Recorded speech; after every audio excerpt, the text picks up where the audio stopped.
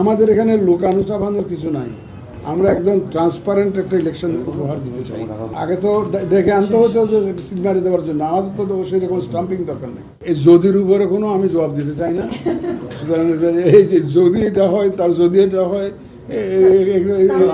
যদি বলছি না, আমরা বলছি বিএনপি ছাড়া অধিকাংশ দল এই প্রস্তাবটা দিচ্ছে এবং স্যার আন্দোলন চলছে, স্যার মাঠ পর্যায়ে আন্দোলন চলছে, আন্দোলন চলে একটা ফয়সালায় আসুক। ওনারা তো বুঝবেন যে আমাদের পক্ষে সম্ভবপর হবে কি হবে না। যদি ওনারা পেয়ারে যান হবে, ওনারা বুঝবেন না।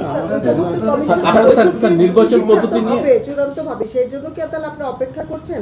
আপনারা কি? আমি তো অপেক্ষা করছি না, আমি তো ফেব্রুয়ারি ইলেকশনের জন্য অপেক্ষা করতে কাজ করে যাচ্ছি। আমরা তো ফেব্রুয়ারিতে ইলেকশন করার জন্য প্রস্তুতি নিচ্ছি। আমাদের তো অপেক্ষা করছে কি জন্য? অপেক্ষা তো নাই আমাদের। সংসদীয় পদ্ধতিতে যেভাবে আসন ভিত্তিক যে আরপিওতে যা আছে, কনস্টিটিউশনে যা আছে। বাংলাদেশের একমাত্র স্মার্ট সিটি বসুন্ধরা এখন আরো নিরাপদ, আধুনিকতায় আরো এক ধাপ এগিয়ে। নির্বাচনটা তাহলে স্যার 12 তারিখের মধ্যেই হচ্ছে নাকি আগে পরে? সেটা তো 2 মাস থাকতে আপনাদেরকে জানিয়ে দেবো, 2 মাস হাতে থাকতে জানিয়ে দেবো। স্যার তফসিলটা কি কখন হচ্ছে স্যার?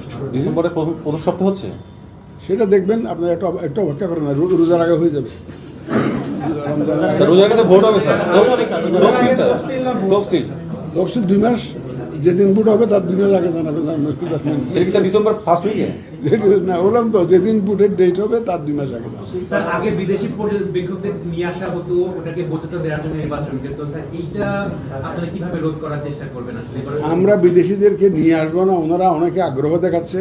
আমরা যত আসতে চাই আসুক, লোকাল পর্যবেক্ষক বেশি করে দিতে চাই। আমরা তো ট্রান্সপারেন্ট হতে চাই। বিদেশিরা যদি কেউ আসে দেখতে চায়, উই মোস্ট ওয়েলকাম। আমাদের কাছে অনেকে যে আগ্রহ প্রকাশ করেছে, আমরা বলছি যে আলহামদুলিল্লাহ, আসেন দেখেন। আমাদের এখানে লুকানো চাপানোর কিছু নাই। আমরা একদম ট্রান্সপারেন্ট একটা ইলেকশন উপহার দিতে চাই। সুতরাং আমাদের কোনো ভয়ের কোনো কারণ নেই।